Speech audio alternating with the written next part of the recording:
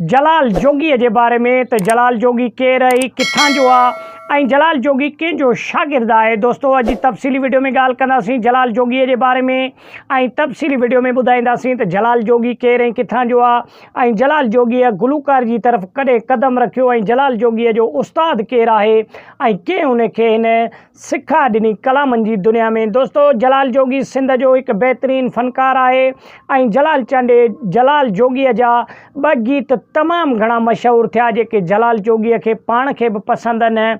एकड़ो गीत या बोल ये त जंहिंजो घर सड़े तू पुछ तिन खां। दोस्तों इहो कलाम भी तमाम घणो जलाल जोगी जो मशहूर थियो।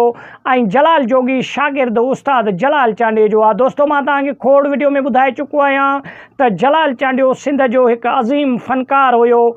जलाल चांडे जा सवन की तादाद में सिंध में शागिर्द न जेके तमाम घना पंहिंजे दौर में कामयाब भी थिया, एक बेहतरीन सिंध जा फनकार थिया, रोज़ी रोटी कमाइण जड़ा थिया। दोस्तों जलाल जोगी जो भी ताल्लुक शागिर्दी जो जेको आ जलाल सां हुयो।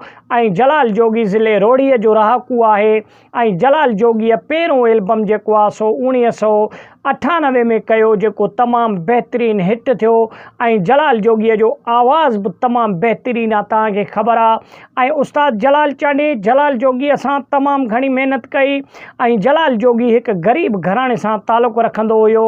पोइ जलाल चांडे ॾे जॾहिं वियो त जलाल चांडे खे मिंथ कई त उस्ताद मां तुंहिंजो तमाम घणो परस्तार आहियां, मां तव्हां वटां सिखा वठण थो चाहियां त मूंखे मौसीक़ी की दुनिया में सिखा ॾियो तव्हां, मुंहिंजो उस्ताद बणिजी मूंखे धागो ॿधो त जीअं मां भी सिंध जो एक फनकार थियां। दोस्तों जलाल जोगी खोड़ सारन फिल्मन में कम कयो।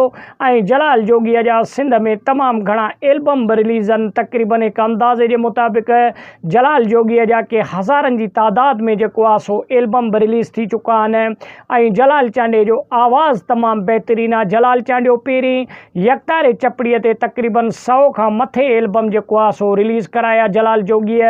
उन खां पोइ जॾहिं यकतारे चपड़ीअ जा बेताज बादशाह जलाल चांडियो जो आ सो मोहम्मद उर्स चांडियो जॾहिं हिन दुनिया में लाडाणो करे विया त हाणे जेको आ यकतारे चपड़ीअ जो थोड़ो ज़वाल अची वियो आहे। ईअं सम्झो छाजे करे उरूज वारा शख़्स जिन्हनि यकतारे चपड़ीअ जो उरूज आंदो उहे शख़्स हींअर मिट्टीअ में सुता पिया आहिनि। हींअर जेको आहे यकतारे चपड़ीअ खे थोड़ो ज़वाल आहे। इन जे करे हींअर जेके जलाल जोगी आहे या ॿिया जेके फ़नकार आहिनि उहे घटि था ॻाइनि यकतारे चपड़ीअ ते, हूअं ई बाजे ते जेको आहे सो पंहिंजा एल्बम रिलीज़ कराईंदा आहिनि। त वॾी महिरबानी जलाल जोगीअ जे बारे में नेक्स्ट भी को सुठो वीडियो आणींदासीं तव्हांजे लाइ। वीडियो खे सुठो लगे लाइक एंड शेयर कयो, चैनल के सब्सक्राइब कयो, सुठो कमेंट ॾेई पंहिंजे राय जो इज़हार लाज़मी ॾींदा। वॾी